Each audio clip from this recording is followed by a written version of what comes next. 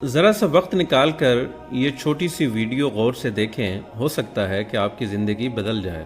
جب موت آئے گی تو یقین جانیں کہ کچھ بھی کام نہ آئے گا۔ آپ کے دنیا سے جانے پر کسی کو کوئی فرق نہیں پڑے گا۔ اس دنیا کے سب کام کاج جاری رہیں گے۔ آپ کی ذمہ داریاں کوئی اور لے لے گا۔ آپ کا مال وارثوں کی طرف چلا جائے گا اور آپ کو اس مال کا حساب دینا ہوگا۔ موت کے وقت سب سے پہلی چیز جو آپ سے چلی جائے گی وہ نام ہوگا۔ لوگ کہیں گے کہ میت کہاں ہے؟ جب وہ جنازہ پڑھنا چاہیں گے تو کہیں گے کہ جنازہ لائیں۔ جب دفن کرنا شروع کریں گے تو کہیں گے کہ میت کو قریب کر دیں۔ آپ کا نام ہرگز نہ لیا جائے گا۔ مال، حسب و نسب، منصب اور اولاد کے دھوکے میں نہ آئیں۔ یہ دنیا کس قدر زیادہ حقیر ہے اور جس کی طرف ہم جا رہے ہیں وہ کس قدر عظیم ہے۔ آپ پر غم کرنے والوں کے 3 اقسام ہوں گی۔ جو لوگ آپ کو سرسری طور پر جانتے ہیں وہ کہیں گے ہائے مسکین، اللہ اس پر رحم کرے۔ آپ کے دوست چند گھڑیاں یا چند دن غم کریں گے، پھر وہ اپنی باتوں اور ہنسی مذاق کی طرف لوٹ جائیں گے۔ آپ کے گھر کے افراد کا غم گہرا ہوگا، تو کچھ ہفتے، کچھ مہینے یا 1 سال تک غم کریں گے اور اس کے بعد وہ بھی آپ کو یادداشتوں کی ٹوکری میں ڈال دیں گے۔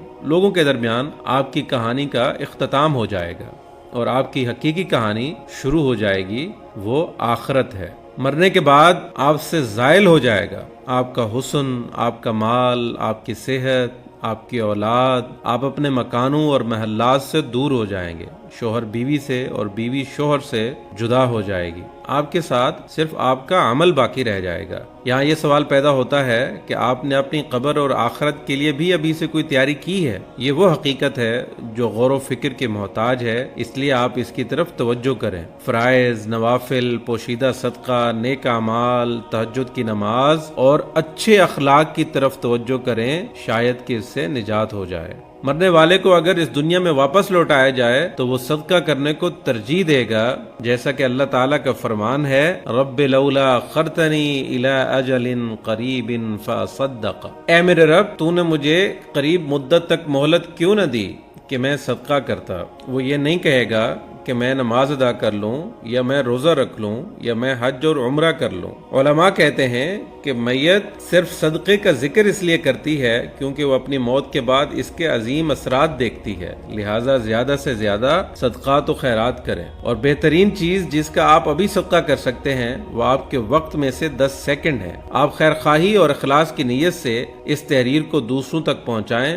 کیونکہ اچھی بات کہنا بھی صدقہ ہے۔ اگر آپ اس تحریر کے ذریعے سے اور اس ویڈیو کے ذریعے سے لوگوں کو یاد دہانی کروانے کی کوشش کریں گے تو قیامت کے دن اسے اپنے ترازو میں پائیں گے۔ وَذَكِّرْ فَإِنَّ الذِّكْرَ تَنفَعُ الْمُؤْمِنِينَ۔ اور نصیحت کیجئے کیونکہ یقیناً نصیحت ایمان والوں کو نفع دیتی ہے۔